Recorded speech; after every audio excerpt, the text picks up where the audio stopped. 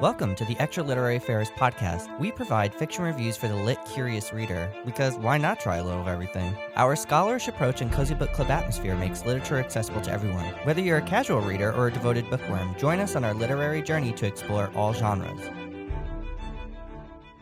Welcome back to the Extra Literary Affairs podcast. Today, Jennifer and I are going to talk about all things classic literature.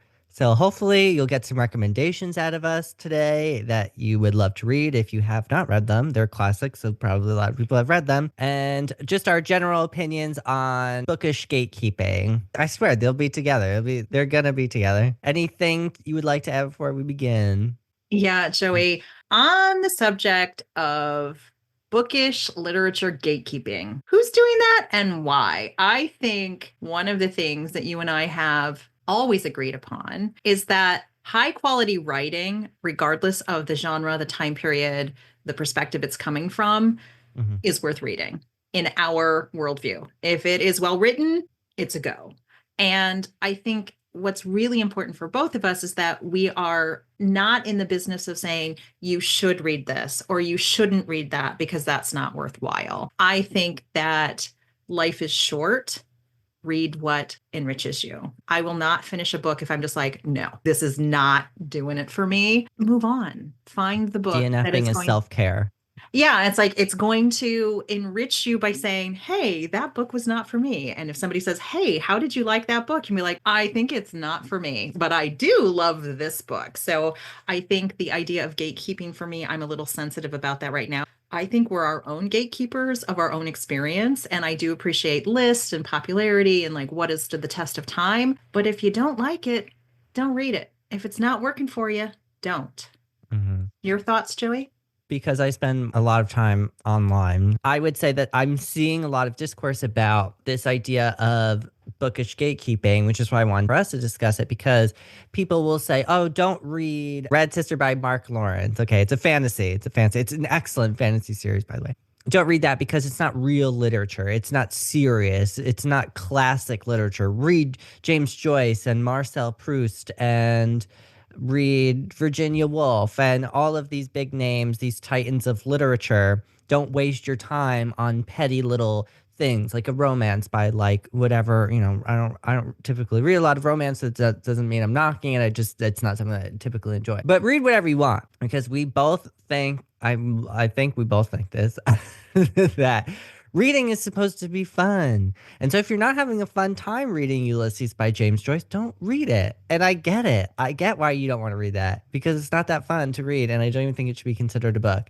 But anyway, that's not the point. We don't gatekeep. We want people to read whatever it is that they want to read, regardless of genre, of author, of when it was written. It does not have to be written during the Renaissance. It doesn't have to be Shakespeare. Like one of my favorite authors, his name is A. Lee Martinez, and he writes like a sort of fantasy, humorous horror. They're fun. They're just a good time. They're just fun little stories that I can get lost in. They fulfill the purpose of my entertainment, and that's it. And that's all I want from them. And that's okay. Appreciate you saying that, because what always happens in our conversations, you help me disagree with myself. So back to Ulysses. I found enjoyment in it because I read it, quote unquote, wrong. We had people who were doing this with us who were reading the guidebook, they were reading the literature, they were reading the criticism, they were looking up every word. And I was like, dude, that seems like a lot. I was listening to it and it was a rip-roaring good time. Like this was a very fun, inventive journey that I was on. And my experience was way different than the experience of the people who were taking it super seriously. And I think that validates the point that you're making. Read the books that speak to you in a way that gives you enjoyment, enriches your life in some way. With the caveat, the little asterisk here for myself, sometimes a difficult book that I don't like, that I'm having a bad reaction to for either the time frame it was written, the style of the writer, the topic, the subject matter, sometimes it's worthwhile to push myself over that hump, because in conversation with other people, I may be able to see values in that work that just escaped me. So I'm not saying give up on every single, you read a first paragraph of something, you're like, that is not for me. It's like, well, maybe take another bite. Like maybe just give it a couple of paragraphs, a couple of chapters. Just because it's hard doesn't mean you should give up, but just because it's hard doesn't mean you should suffer through it when every single page feels like a punishment. And that is Yeah, what we definitely don't want. just because it's hard doesn't mean make it good. That leads us right into our next prompt here, why people should read classics if you want to. Of course, you do not have to. Plenty of people do not ever have a desire to read any type of classic literature, and that is completely fine. You can read whatever the hell you want because as long as you're reading, that's all I care about. But why I think people should read classics is sort of in the same vein of what you're saying, is that a lot of times they explore very difficult topics. And I'll use Crime and Punishment. It's not a super challenging story to read. You pretty much you can understand the plot if you just read it, but there's a lot of philosophy in it. So there's a lot of complicated and nuanced conversations that Dostoevsky is having in Crime and Punishment that it does take a little bit of extra research. Well, I wouldn't even say research. You just have to look it up. What's nihilism? What is utilitarianism? There are some things that he's not explicitly saying, but this is what he's talking about. And so having a little bit of extra knowledge to go into some of these classic, like Dostoevsky, will aid you in understanding what the author is trying to say and what the conversations around that particular book are having. But I think it's important because these are things that continuously come up and they're inspiring other authors like Dostoevsky, especially Kafka. Kafka comes up so much. And actually, I was talking about in our our last little chatty episode about Borges and his lectures on writing, and he was talking about the precursors to Kafka as if everybody else was writing Kafka-esque work prior to Kafka's existence, because that's how influential Kafka really is in literature. And I think he comes up quite a bit in our conversations. All roads lead to Kafka somehow because he's such an influential writer and he did amazing things with literature and language. It's impossible not to, if you've read him, to not find inspiration. Even if you haven't, you probably heard of something Kafka-esque even before Kafka existed. It's fascinating. Again, read Borges' lectures. He's genius. But again, these are things that I think if you want to understand modern literature, that's a new release that's coming out in 2025, they're drawing inspiration from all of these classic works. So even if you don't want to, that's okay. You don't have to understand it to understand the book that you want to read, but it will really enrich your experience. Well said, Joey. For me, the reason to read the classics is that it's part of a larger cultural conversation. So the Hmm. more that you read the classics, the more you can see, oh, did Kafka borrow his ideas from this guy who was previous? Or, oh, how are the modern writers that I am reading influenced by Dostoevsky and Tolstoy and all these other writers? And what I have found over the last 4 years of my deeper dive into online book discussions is that it is remarkable to me how many of these ideas, these themes, these philosophies, these religious icons, these historical moments are woven all through all types of books. And I think for me, the more I read the classics and research on the outside of like what are the philosophies, what was the time frame, did women have rights during this period, like all of these questions that are relevant to me, the more I know, the more I enjoy the classics, if that makes sense. It really Hmm. does. It's a serpent eating its tail, right? The more you know,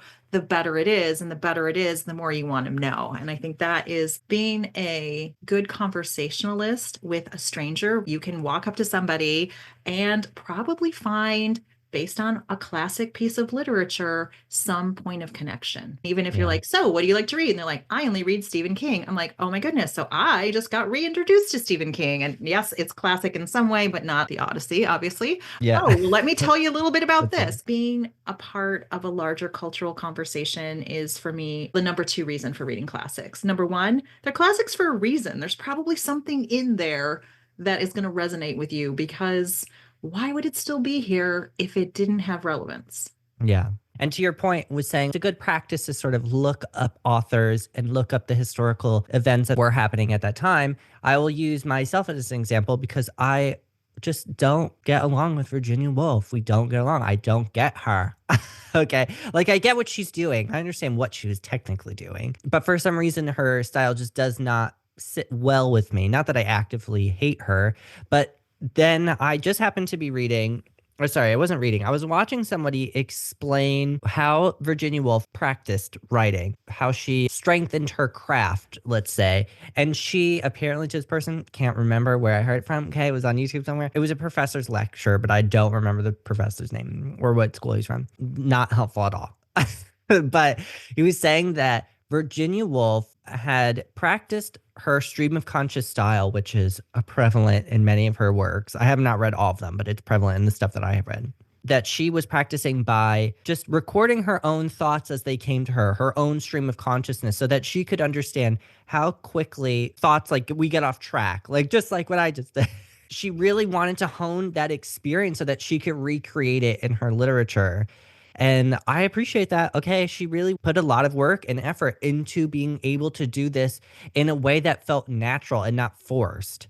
And so now that I'm reading The Lighthouse, which I mentioned in our last chatty episode, I have like a newer appreciation for the writing. And maybe it's just because I like these characters a bit more or something like, or there's not so many. Like with Mrs. Dalloway, there's a lot of characters and we're in so many people's heads.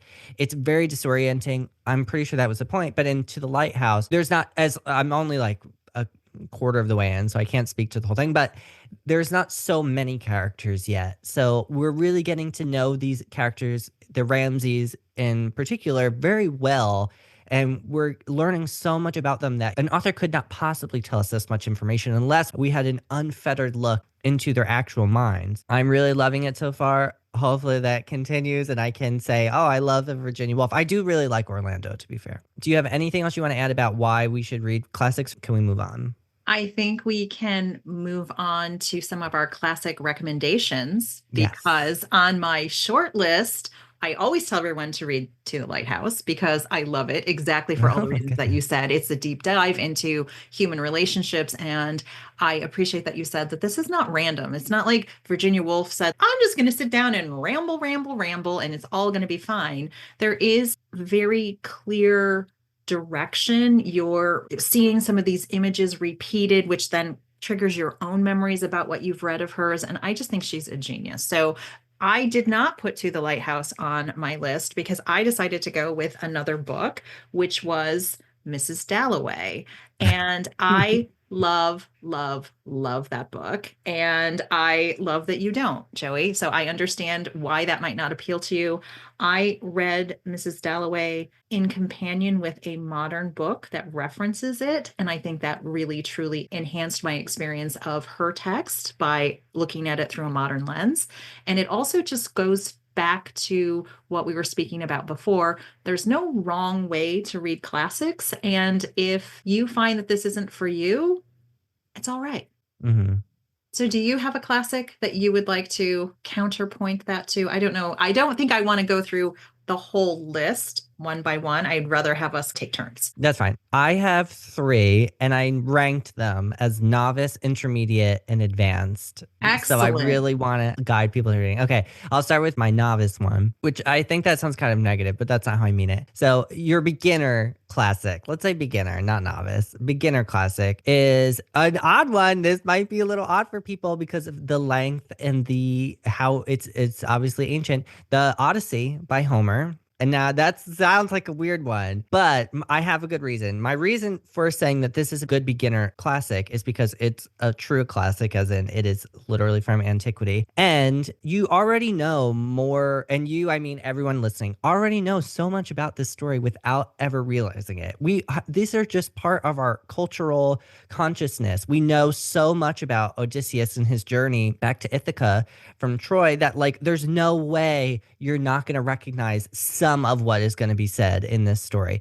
And it's written in verse. So even though it's pretty long, it's probably like, I mean, the Emily Wilson edition is probably like 500 or 600 pages, but it's written in verse. So it's a very fast read. There's a lot of repetition, like the wine dark sea. And again, it's sort of like what you're saying with Virginia Woolf. You're going to be able to remember this is what this is supposed to mean. And it's just a really fun adventure story. It's pretty fast paced for being so long. And you kind of just get swept up in all of the stories, whether he's with Circe or he is fighting the Cyclops or whatever other thing is going on that he gets himself in trouble. He's just sort of like a fuck boy. as the kids would say. That is who Odysseus is. He is just here for a good time, not a long time. Okay. And he wants to get up into shenanigans with his band of men, sort of like Robin Hood there. Robin Hood would be another good one. Yeah. And this is like a cornerstone of literature and fantasy in general. So if you read this, you're going to recognize it in a million other things. And that's why it's my beginner. Joey, I love that. I did have the Odyssey translation by Emily Wilson on my short list of things to discuss. I There do you go. appreciate your modern take that Odysseus was kind of down for everything, right? He was And down a clown. Yeah. he was kind of seeing what experience was because his curiosity was driving so much and the fates were against him. And there's just so much to recommend that story. And I will double down on your recommendation that that is a good introduction to classic literature because you do have some familiar touch points just in living on this planet, right? You are going to hear some of these concepts. But I do think the Emily Wilson version that has recently come out is transformative. I read the Fagles version, 10, 15 years ago. Yeah, it's great. No, there's no doubt it's great. But Emily Wilson just puts a special spin on it. It's like, oh my God, this is so good and so straightforward. And you do not lose sight of what's happening here.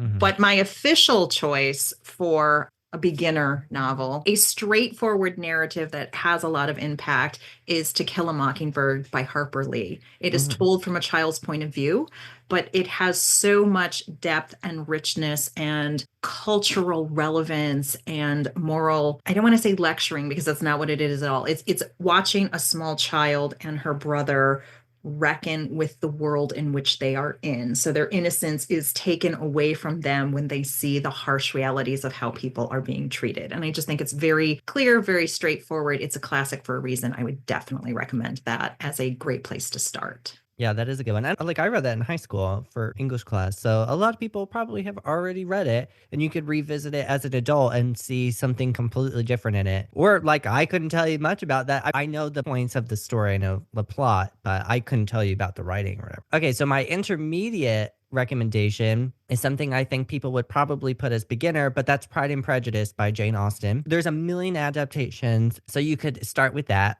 but I would say that the reason I put it as intermediate is because of the language itself.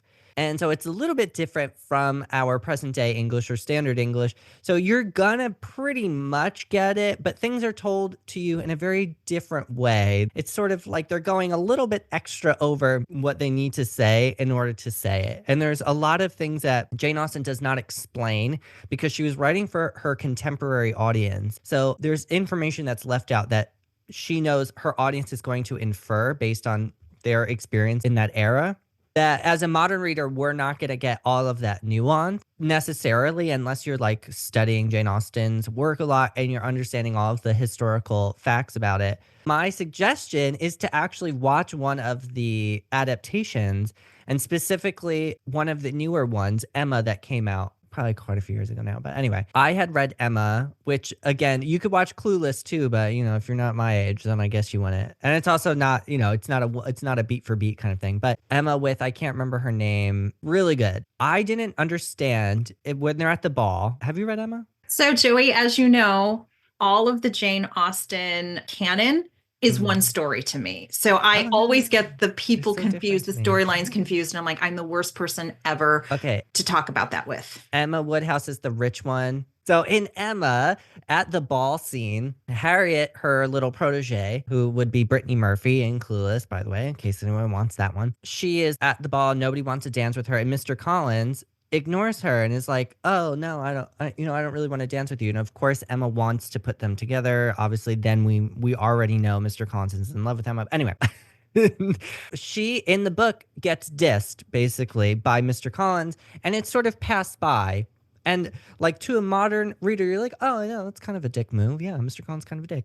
But when I watched the adaptation, I saw how devastated Harriet would have been because that was such an insult in front of all these people. She's at a lower social class. This was a high stakes moment for Harriet. It was not a successful moment for her. There was always a barrier. Anyway, I'm not here to talk about Emma in such great detail, but I love it. Anyway, my point is that the adaptation gave me that context that I was missing. There's other resources, but this is a good one. So I would definitely say, even though I was talking about Pride and Prejudice, instead I talk about Emma, but Pride and Prejudice, you already know the story. You probably already know about Elizabeth. What's her last name? Bennett. Bennett. Yes, thank you. My goodness. I almost said Borden, Lizzie Borden. That's something else. Elizabeth Bennet, and you know about Mr. Darcy, probably. You've at least heard the name. So there's a lot of things that you're already going to understand inherently about Pride and Prejudice. So you will be able to follow the story a lot more easily than if you try to read Mansfield Park or Sense and Sensibility if you didn't already watch the adaptation. Awesome. Thank you for saying that, Joey, because I will validate that watching the adaptation counts, and some of them are more faithful to the actual text, kind of word for word dialogue. And Mhm. my father loved, loved, loved watching these adaptations. And I wouldn't peg Same. my dad as like a romance reader. They're so funny. There's so much in there. There's like the class consciousness, and there's Hmm. the little catty asides and all of those things. So it's just brilliant. So thank you so much of saying, hey, if you're not 100% sure this is for you, watch a couple of these really amazing productions, and I think you'll get sucked in. And I think there's such a strong, for lack of a better word, fan base about Jane Austen that you can pop into any conversation and say, so what do you think about this? And you're probably going to strike up a good conversation. Hmm. The intermediate book that I picked was Frankenstein by Mary Shelley. Mm. And that, again, is a book, if you read the original, which was written over 200 years ago, it's not Young Frankenstein, right? It's not the Yeah. Bride of Frankenstein. It is not what you think it is. And I think that was the most refreshing thing for me when I read Frankenstein, of what this was about. What was Mary Shelley experiencing in her own life? What was her loss? What was her grief? What was her reckoning with? Can you perpetuate life in another format other than your children? There's so much in it. So I think the deeper topic, the moral reckoning of, if you create a creature, are you the monster or is the thing that you created the monster? Like, there are a lot of big moral questions. So I would say that would be Mhm. an intermediate choice and highly recommended. Talk about a fuckboy with Percy Shelley, her husband. He got around that one. He got around, and we will be speaking about that particular romance triangle, all the things, with one of our modern classics. So you'll hear more from me on that soon. Okay, I don't know what you're talking about Oh, I'm though. not going to tell you yet because I am going to tie it back to modern classics, books that right now have been written in the last 25 years Mhm. that will be classics 50 years from now.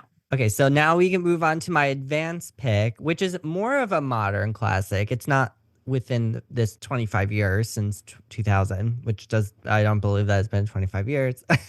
But I would say my advanced pick is going to be Beloved by Toni Morrison. I'd probably put all things Toni Morrison in this category, but I just picked Beloved. The reason why, first of all, this absolutely will be studied forever. It's genius. Obviously, she won the Nobel Prize. I don't know if it was necessarily for this, but anyway, she won it. And so you don't get those for being a dummy. Okay.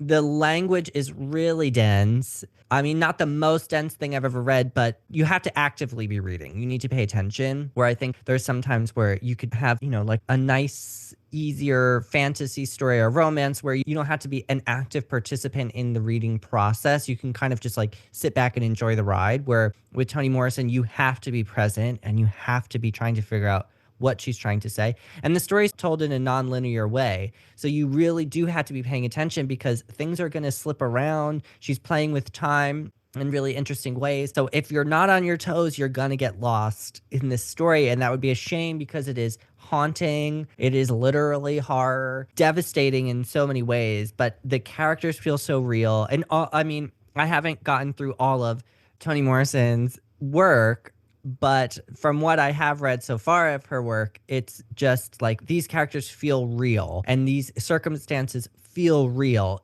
even though Beloved has some speculative elements to it. That's why I say it's advanced because you really do need to be an active participant, and I don't think these other things you do quite as much. You can kind of just get lost in the story. And I think probably a lot of people would pick Shakespeare for advanced, which was true. You're gonna have to decode a lot of language for Shakespeare, but a lot of people don't enjoy Shakespeare that much, so I didn't pick them. What is your pick, Jennifer, for advance? Oh, this is not a surprise for you, Joey. It's Lolita by Vladimir Nabokov. Really? The reason I picked this as my advanced pick, similar to what you said about reading Toni Morrison, you have got to show up for this novel. You Mhm. have to really think and then rethink about what you think is happening in this story. Yeah. And the language is beautiful. It is so well written about such a horrific, disgusting topic that it's also an interesting challenge to sort of hold these two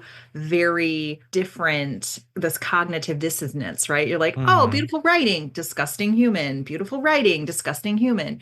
And I think that's a really great exercise for people to be able to really discern what they think is going on. What was the real moral of this story? And I know we've discussed this on many occasions, and I think each person comes to their own conclusion about who's the villain. What was this about? Was there any redemption? Was there any remorse? There's just so much, but it's beautiful language. But again, as you said, if you are not really paying attention to timelines, to tone, to point of view, you're gonna miss some things. So sometimes Mhm. for me, I definitely appreciated the story when we read it within the last 4 years, as opposed to the reaction I had when I read it 20 years ago. It was a very Yeah. different experience. Lolita is a great one, which is feels weird to say. I had to say that when I was reading it, I could not help but think like, wow, this writing is like butter. Like it's just like oh my goodness. How does someone write like this? And I think that's a good pick because it's advanced writing. Not that it's hard to understand. I don't think it's as hard to understand as Toni Morrison, but I think Nabokov has just this way where you're like, how the hell did you put this sentence together? It's so good. These are all words I know, but I didn't think to put these words together. It's just like that part of the language aspect of these types of classic literature is so baffling to me where I'm like, I knew all these words, but I would not ever put them together like this. That baffles me every time, but I really appreciate it when I'm like, I don't know how you did it. And that was this English was his second language and he wrote that in English. So it's like, wow, great. It's my first and only language and I could not write like that. Great. And Joey, I appreciate that you said reveling in the beauty of his language and English not being his first mother tongue, because we have Voorhees. Same story, right? That Mhm. English is not his mother tongue. But I think people who don't come to the English language in their native state and they have taken the time to study it, to savor it, to roll around in it, can sometimes execute it even more beautifully than those of us who had the privilege of having that as our first language, but perhaps not cherishing it in the way that they have. So I'm very, very excited about that. Can we go to our next prompt, which is what advice do you have for readers who are struggling to get through some of these classics? Like, what are some strategies that have been effective for you in getting through this? I always have the same suggestion for this, which is read the physical book and listen to the audiobook at the same time. And I'll use Frankenstein as an example because earlier on in my reading life and my academic career, I had to read Frankenstein and I had already read it once and I was like, ugh, hate this. Couldn't understand a lick of it. Okay. I mean, it's not really that hard, but I had no real experience with anything that old, even though that's not the oldest thing, obviously. But I really struggled with it when I first read it. And that was, I don't know how many years ago it was. Anyway, it doesn't matter. And so then I read it a second time in college because, of course, I took a horror story class. I took a few. But anyway, I knew going into it, I'm going to struggle with this language. I don't know what this guy's trying to, or sorry, it's not a woman, it's a woman. This woman is trying to say, so I better listen to the audiobook. And luckily, this is in a public domain. So these are free audiobooks. And so I read it along with the audiobook and it transformed my reading experience. I was able to comprehend what Mary Shelley, if I call it, I got to get Percy Shelley out of my mind here. Mary Shelley was trying to say, and it really allowed me to. It took the pressure off of me trying to decode what this language was saying because it's a little bit older than our modern, or sorry, our present day English. So it allowed me to just get lost in the story and not focus on what does this word mean? What does this sentence mean? What does this paragraph mean? I could infer, I could use context clues now to pick up all of the missing pieces of that. And as you continue to read them, you build that muscle. And now I could, of course, read Frankenstein without a problem. I love Frankenstein, it's one of my favorites. And I can read all of Jane Austen without any issue. So, yeah, just practice makes perfect. What about you, Jennifer? What's your advice? Joey, I completely agree about the benefit of reading something and then also hearing it as the audio because it does provide some beautiful context that maybe you don't have in your own imagination. And that has been super useful. And I think we were talking earlier about what counts as reading, what you should do and shouldn't do. And I'm very much against telling people what they should and should not do. I have been dissed in our outside book club of, oh, you listened to it. That's not the same as reading it. And in some Wait, who ways, it said is that? correct. They know who they are. They know who they are. That it was important for me to let go of that stigma for myself because like what is Mm, reading about? Reading is yes, it's with your eyeballs and it is with your brain, but it's also with your ears, your emotion, your intellect. There's a lot of component parts in that. And mm, however you access beautiful storytelling, that's the right way to do it. However that works for you, I would do it. So I would say struggling through the classics, realize it's going to take some time to get used to language you're not familiar with. Be patient with yourself and don't give up and be like, oh, I'm not smart enough to figure this out. I'm like, you are. I promise you are. You will yeah. get through it. Knowing that other people have encountered this over generations, and Mary Shelley, for example, 200 years, you can think that you are part of this stream of consciousness. These are people throughout the history of time who have experienced and struggled with this and enjoyed it similar to you. And I just love that idea of continuity over long periods of time. Mhm. And I thought what you were going to say, because there's a corollary to this, if you don't have access to the audiobook, sometimes reading things out loud Oh, to yeah. yourself really, or your dog, Mm, if yeah. as the case may be, any Yeah. willing audience participant member can listen to things read out loud. I think it just activates a different part of our brain. So we're reading and we're speaking and we're hearing all at the same time. So it's like a multisensory experience. And I have found reading things out loud, you're like, that was so good. It was so Mm. much better out loud than it was in my head. And so that would be my number one recommendation, other than being patient with yourself. It takes time to adjust. You're not going to get everything right the first time, and that's cool. But hearing it and experiencing it sometimes will be even more rewarding than just reading. Yeah, I did that for The Sound and the Fury. I read The Sound and the Correct. Fury to myself with a Southern accent, the entire book. Not all at one time, obviously, because we were doing it in a book club, so it was broken up. But I loved it from that experience. And I didn't think I would love Faulkner because I had read As I Lay Dying and it was okay, but I didn't love it. I have to reread it and see if I love it now. But yeah, so that definitely can change your perspective, especially with poetry. We've talked about this a million times with poetry, especially. And my boy Borges will say the same thing, that you have to read it out loud because it's a different experience. And poetry is really meant to be read out loud and to hear it and to experience it that way. So, what classic book do you think deserves more attention or recognition that does not? And why do you think people should read it? Joey, I couldn't pick. And you're going to say, seriously, you couldn't pick? The first thing that came to mind was The Master and the Margarita. But I Okay. realize in Russia, it is such a popular title that it's not like Hmm. obscure. I'd never heard of it in my reading life. And then several people had recommended it to me. We have read it at various periods. And I was like, that is just so good. But again, it's not for everyone. So I look forward to being able, as I continue to explore the classics, because I think I'm reading classics, right? I'm not really being introduced to a lot of obscure titles because I'm kind of sticking to the most popular ones. But there is Hmm. a book that was recommended by you to me in another book club, Mood Indigo. Yeah, we read that. Yeah, and I Yeah. never read it, but it's like the best book that What? was obscure Boris that I'd Vian, right? never heard of that other people who know me would tell me I'm going to love. So in 2025, I will be reading that book and I will have more to say about that in the future. It is really good. They did make a movie about it, so I don't know how obscure it is.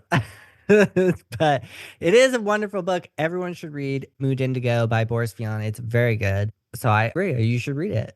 And I don't think a lot of people have heard of that, even though there is a movie about it. How many people are reading this random French author who is not really that random. But if, you're not interacting with that type of material, it would seem pretty random. Yes, not Uh, everyone has an international flair to their reading list. So I think mhm. I'm going to count that. And Joey, I love the fact that we're even kind of having the debate of, well, define what obscure means. Like, define what is under recognized or undervalued. I think that's a very personal choice. So thanks for posing such a provocative question that I will continue to think about. So my pick, I think, is pretty obscure. I doubt people have heard of this one. It's called The Cook by Harry Cressing. Have you heard of it? It's a good That's a start. no to the title, and that's a no to the author. So please Yeah, well, enlighten that me, makes sense Joey. because I'm pretty sure he only wrote this one book. So I don't know why. I'm pretty sure he did. Okay. So it was published in 1965. So not like a super old classic. It's more on the modern classic spectrum. I'll just tell you what it's about because you obviously, if it's obscure, no one knows what it's about. So it's about this guy named Conrad who casts a diabolical spell, metaphorically, over the hills and the vales, the town's two wealthy families, until the masters become his servants. I thought that this narrative was so cleverly done that it was like insidious, where the role reversal of servant and employer was so incremental that it was really unnoticeable until it was too late for anything to happen in the story. And I distinctly remember being like, like realizing it only when the characters said it out loud, like, oh no, like what happened? I was like, how did this happen? I was like, I don't even remember this happening. Like, was I drugged? Like, was I drunk while I was reading this? Like, I didn't even notice that he was taking over so much power this whole time. It was so well done, and I'm sad that I don't think he wrote anything else, but it's a really good book. It's super short. It's got to be less than 200 pages, if that. I highly recommend it. The narrative is amazing. And I'm curious if other people do read it, are you able to spot the moment that he starts the role reversal? Or did you also notice when it's too late? Because, I mean, now that you know that, I guess I kind of spoiled it. But that's the synopsis, is that he does that. So I think the point of the story is really to see how it happens and not that it happens. But I would be curious if anyone wanted to read it, if they were able to see when it happens and they're not just caught up in the story, because it's really good. I'm intrigued, Joey. So sign me up for discussing that book with you at some point in the future because I want to know, when did it happen? How did that happen? Yeah, So I would love to reread it because I haven't read it for a few years anyway. So to see like if I could spot it or if I just get lost in the narrative again. Okay, so our last prompt here is, what are some books that you think will become classics one day that are more are modern enough that they have come out in the last 2 decades, I guess we could say, that we're like, no way, this is definitely going to be studied. This is going to be a part of the canon in the future. So, Joey, what I found super interesting when I was putting my list together, that so many of the books that I picked, and it was so hard to just even limit it. So it was so hard to do that. The first one that came to mind, of course, is Circe by Madeline Miller, the Hmm. retelling of Circe's story as it's opposed to Odysseus from the Odyssey, which we talked about earlier. I think that this was instantly a classic. This is so well written, so beautifully evocative of the experience of what it means to be a woman, a sister, a sibling, a witch, a lover, a Hmm. mother, a person who gets to choose whether they want to be mortal or immortal. What would it be like to have your parentage be the Greek gods? There's something in there for everyone. And we always hear this funny story about Circe that she turned men into pigs, right? And everyone's like, Yeah, why do you love that so much? I'm like, read her story and find out why that they is had it such a coming. comical thing. It's like, well, I don't have time to sort it out. So you're all pigs. So boom, off you go. And the power of storytelling, both in the way that Madeline Miller approaches the story and the way that Circe is addicted to Odysseus's storytelling. And there's this beautiful contrast between what she heard from Odysseus and what she shared with him versus what she shares with her next partner. And I just thought that was super interesting about what gets revealed and if you are still being authentic, if you reserve a part of yourself away from your partner. So just thought that was great. I do love that one. It's so good. And then Joey, just one more. I'll just say this really quickly. Frankenstein. It's Frank with Kiss in the Middle and Stein. It's a love story by Jeanette Winterson. It came out in 2019, so it was 200 years after Mary Shelley published Frankenstein. And it is a smash up of the story of Mary Shelley and Percy Shelley and his various lovers throughout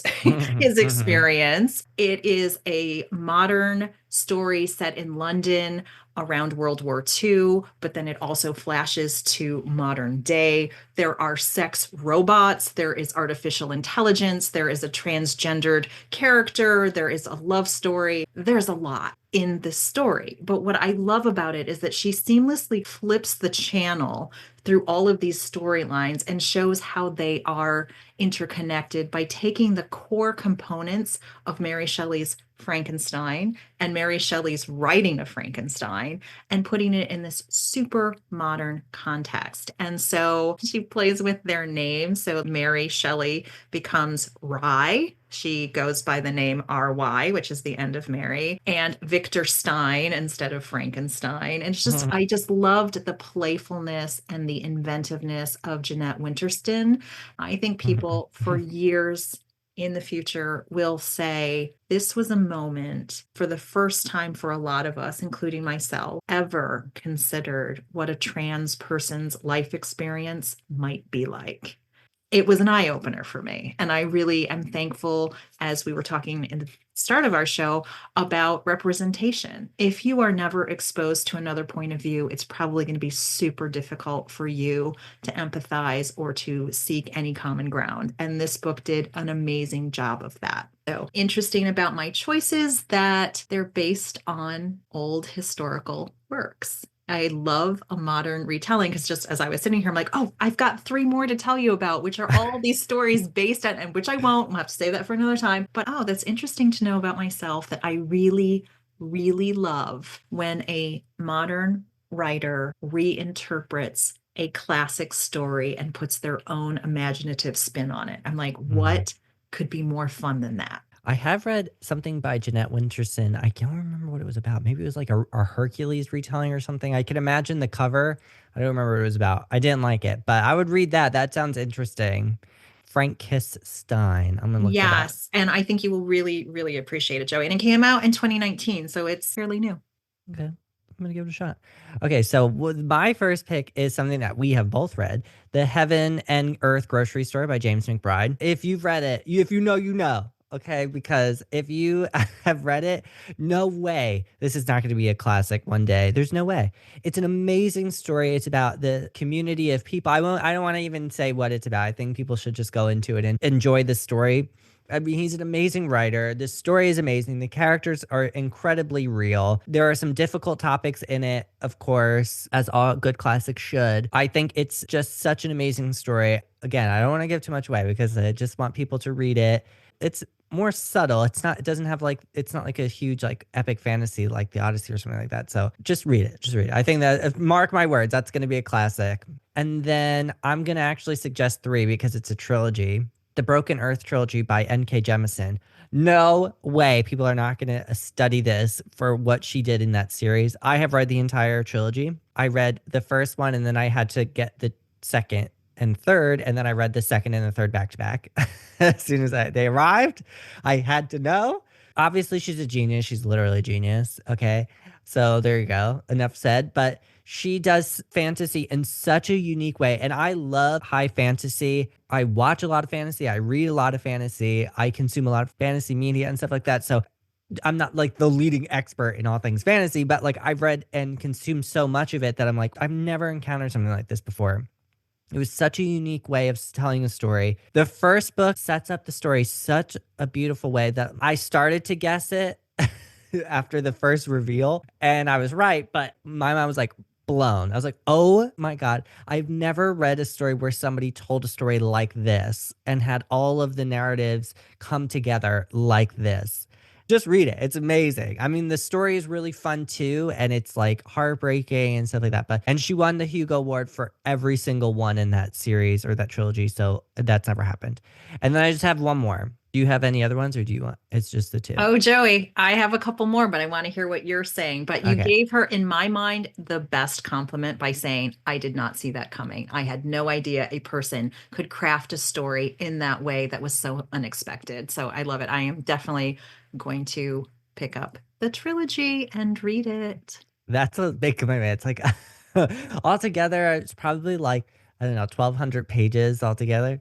Not that you can't read it. I'm just saying, So I'm like, buckle up. It's okay, a ride. so little asterisk here. In my lifetime, I will read this, but we really did enjoy I love the short that. story that we read by her. So I am down to dive into that universe. It's really good. I mean, you don't have to read them so fast, obviously, but they're really good. You want to keep going. So, like, I read them really fast. Okay, my last pick for a classic is Normal People by Sally Rooney. My goodness. Okay.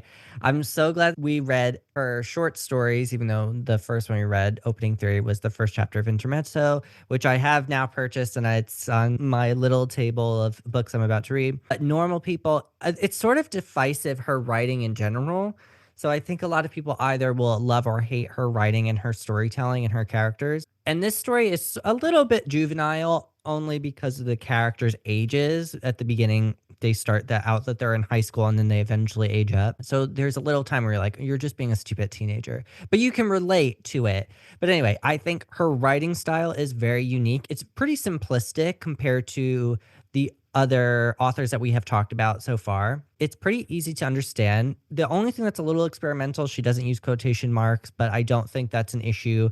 You get to know these characters, especially Normal People, and I will only speak to Normal People, that you're like, oh, I know that this character said this out loud. And I know this is when they said it in their head because this character would never say that out loud. So you just get to know them so intimately and you get to just be such a part of their lives because it's pretty expansive of how much time that we're with them. Yeah, I don't see this not, it has to be like just for the character study alone of it and the psychology of these characters. I don't understand how you wouldn't read this and be able to appreciate that. If you don't like the way that she's telling the story, fine, but I think you should at least give her credit.